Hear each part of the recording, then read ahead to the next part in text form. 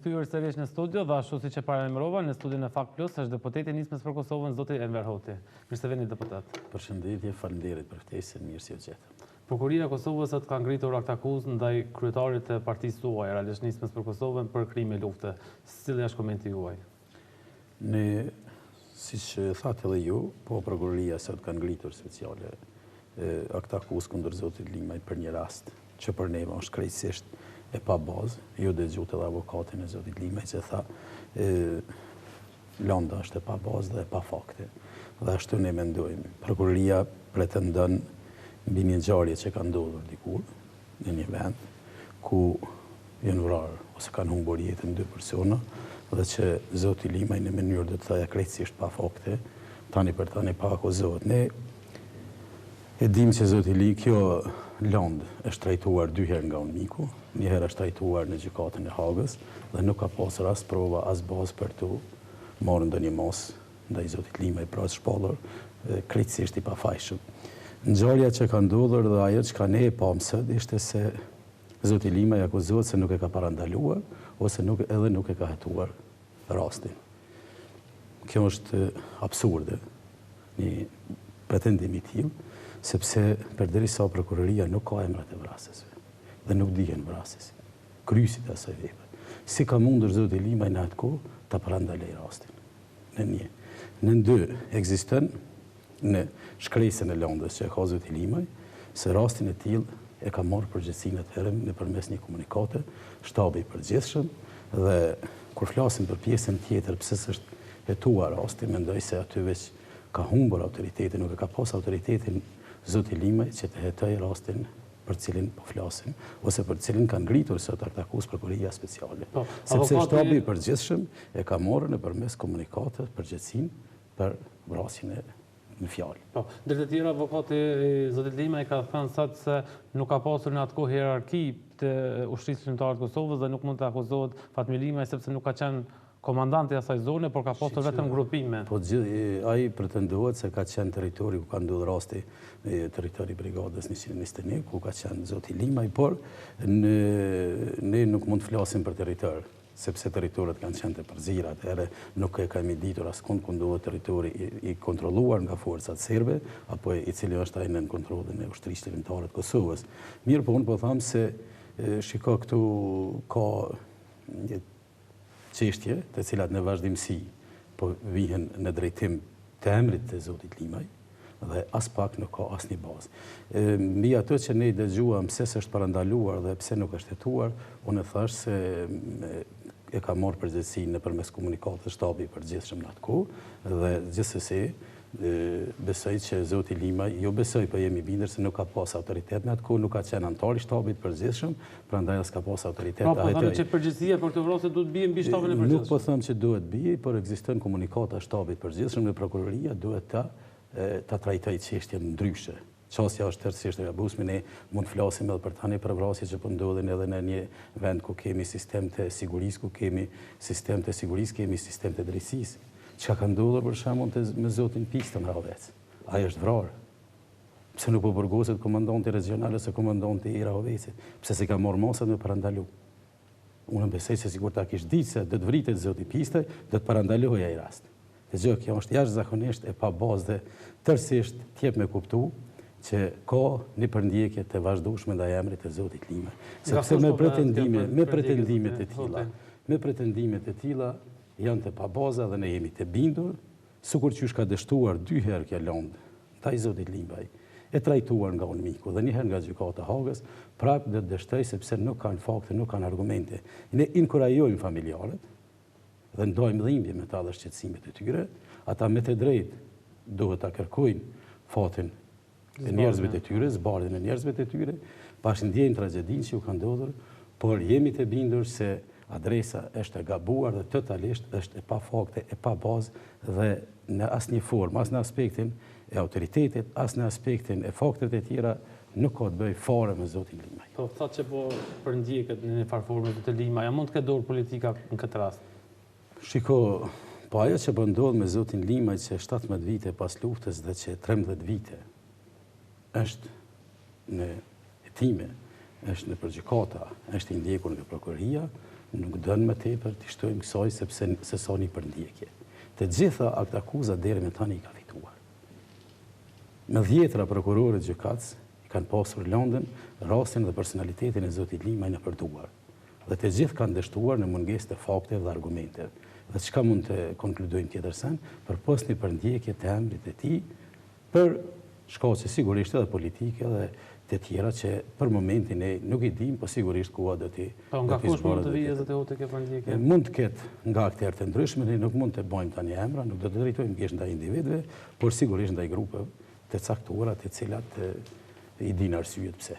Po, besoni edhe fuqishëm se zoti Limaj do dalë fitimtar edhe përballë kësaj akt akuze? Jemi plotësisht bindur, po them me bindje të thellë, se zoti Limaj do të del fitimtar sepse nuk ka të bëj fare me emrin e tij kjo ngjarje. Po sa mund ta dëmtoj kjo realisht nismën për Kosovën, kryeja akt akuzës? Shiko, ne tani nuk do të flasim ndoshta për partinë, ne ndjejmë shqetësimin tonë, ndjejmë pakënaqësinë tonë, refuzimin tonë total se kjo e dëmton edhe pengon emrin e zotit Limaj.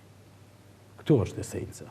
Na mendej sigurisht që ky emër e pengon kjo ngjarje do ta pengon në një formë dhe nismën, por nuk jemi shumë të shqetësuar në aspektin e një fitimit votës. Nuk ka të bëjë kjo, na kur nuk jemi thirrur që duhet fitojmë vota mbi bazat e tilla, por po themi që këtu po atakohet direkt zoti Limaj. Po, ndërkohë zoti Hoti, Kuvendi i Kosovës gjatë gjithë ditës është shndërruar në një arenë përplasjesh politike pikërisht për vlerat e luftës, ku debatua për vlerat e luftës në raport me situatën e krijuar. Pse nuk po arrihet të krijohet një konsensus më i madh për që të mbrohen këto vlera? Shiko, na dje kemi pasur në seancë të thirrur nga mbi 40 deputet, një seancë të jashtëzakonshme për një vendim të cilin e ka shpallur edhe gjykata e apelit për vendimin e siç po quhet tani Drenica 1 dhe Drenica 2 dhe ai ka qenë një vendim i gjykatës. Ajo është dashur të ndodhë herët. Konsensusi është dashur të arrihet herët. Ne jemi të bindur edhe pse kemi përkrahur, kemi nënshkruar mbajtjen e asaj seance, edhe si grup parlamentar, sepse s'kemi desht të bimë ndoshta në kurthat e një subjekti politik, ose të disa njerëz brenda atij subjekti, të cilët po ndihen fajtor, të cilat po ndihen përgjegjës për rastin, të cilat po ndihen përgjegjës për vendimet që është dashur të marrin për mos marrë deri te ky rast, ose për vendimet e gabuara që i kanë marrë për mos marrë, ajo çka po ndodh me ushtarët e ushtrisë shërimtare të Kosovës, me drejtuesit, me komandantët dhe udhëheqësit e OÇK-s, por duke i parë të gjitha ato gabimet e tyre, tani po mundohen që seanca e tillë nuk është dashur të ndodhë fare. Por ne kemi qenë aty, kemi dhënë kontributin tonë. Sa do votuar një rezolutë? Dhe mendojmë se ajo rezolutë, për cilën është votuar sot, ajo do t'ju shërbejë atyre që e kanë organizuar vetëm në periudhë kur dalin me lyp vota. Edhe do t'ju qetë një si thot populli sa për sy e faqe para familjarëve dhe para atyre njerëzve të cilët tani janë në bord. Se asgjë konkrete nuk do të ketë. Sen nga ajo rezolut nuk dhe, unë edhe sot e thash, edhe këtu po përsëriti, jam i bindur që as ministrat e Zotit Beseli nuk e lexojnë. As ministrat e drejtësisë Banvakijas nuk e lexojnë rezolutën. Se jo që do të tentoj me fut në jetësim. Ne dim, ajo është një rezolut, thoya tani e vdekur. Nëse mund të shpresojmë, se nëse kemi një presion të madh të opinionit, në radhë parë të organizatave të dalura nga lufta dhe të partive opozitore, mund të fillohet një procedurë, një iniciatim për hartimin e ligjit për vlerat e ushtrisë shërimtare të Kosovës.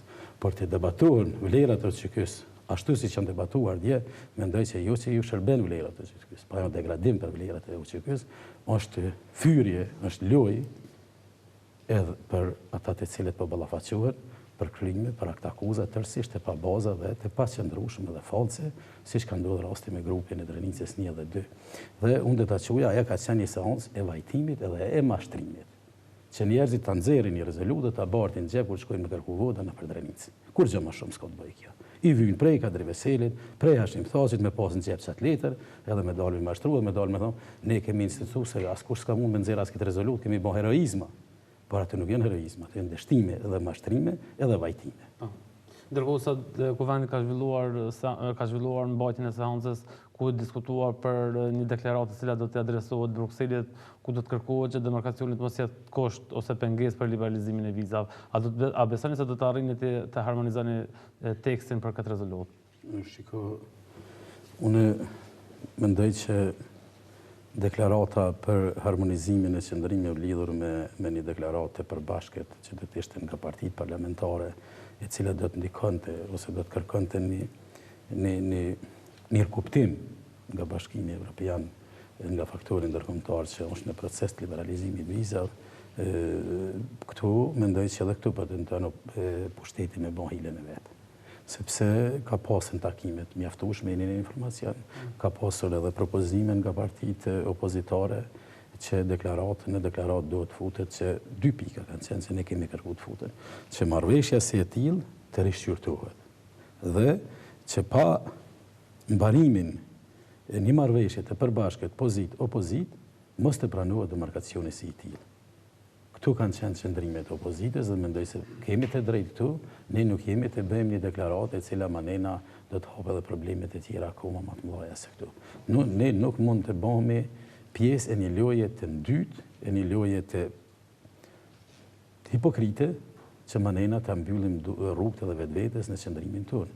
Faktet janë, argumentet janë, në punën e Komisionit Shtetëror për demarkacionin ka gabime, tani e ka kuptuar edhe qeveria nuk i ka numrat edhe pse i ka mbi 90 deputet në parlament, prandaj nuk di çfarë kërkon janë nga opozita.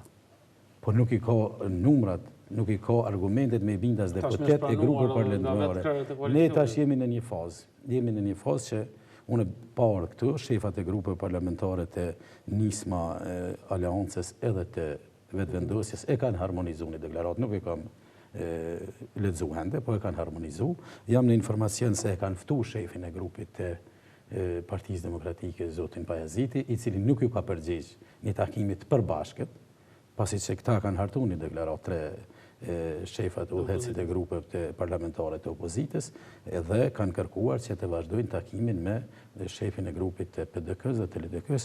Nuk jam në informacion çfarë përgjigje u ka dhënë zoti Beqiri, por për zotin Pajaziti jam në informacion se nuk ka pranuar të takohet dhe mendoj që aty ata duan me çdo kusht ta shtyjnë dhe ta bëjnë atë hilen siç janë mësuar me deri më tani. Sot ishte që kanë vogla që të arrihet konsensusi për nuk po duhet i mbylli gjasat, sepse dim që liberalizimi i viza për qytetarët e Kosovës është tejet i nevojshëm, është i domosdoshëm, por ua bëj edhe një herë me dije qytetarëve të Kosovës se nuk është rezultati i veprimeve të opozitës mos liberalizimi i vizave.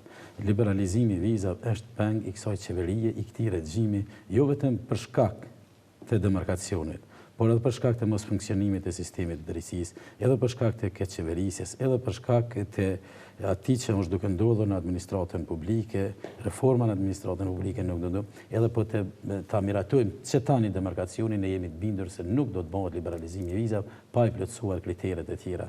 Ne sot e dëgjuam, unë e lexova dikon portale kishte pasur një takim duket Këshilli i Sigurisë, ku zoti thotë që Veseli edhe Mustafa kishin deklaruar se Bashkimi Evropian e ka nxjerrë një kriter të tepërt ose të panevojshëm, ishin kundër kriteret për demarkacionin. Këtë ata është dashur ta thonë në Bruksel, jo tani, jo në atë farë konferencën e mjerë të cilën e kishin mbajtur se. Atë qëndrim këta është dashur ta mbrojnë në Bruksel kur kanë qenë atje dhe t'ja bëjnë me dije që Kosova mbi sovranitetin e vet nuk mund të bëjë pazare. Nuk mund të bëjë Kosova pazare mbi sistemin e saj kushtetues me atë që i ka ndodhur me asociacionin e komunave me shumicë serbe.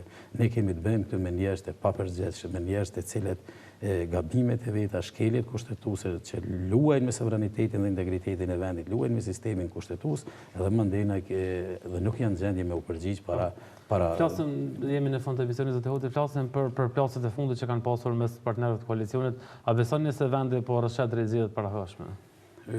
Ne në fillim e kemi ditë që ndoshta ju kujtohet opinioni do të kujtohet se nuk kemi qeveri, kemi palë në qeveri, dhe ato kanë qenë 3 palë, PDK, LDK dhe lista serbe, dhe kështu kanë funksionuar sepse këta i kanë ndajë interesat për nepotizëm, për klanet e veta, për grupet e veta dhe as një të mija nuk e ka përfituar as shteti në raport me integrimet evropiane dhe as qytetarët e vendit. Prandaj ne kërkojmë dhe bëjmë thirrje që vendi të shkojë në zgjedhje më një herë, sepse nuk mund të qeveriset kështu.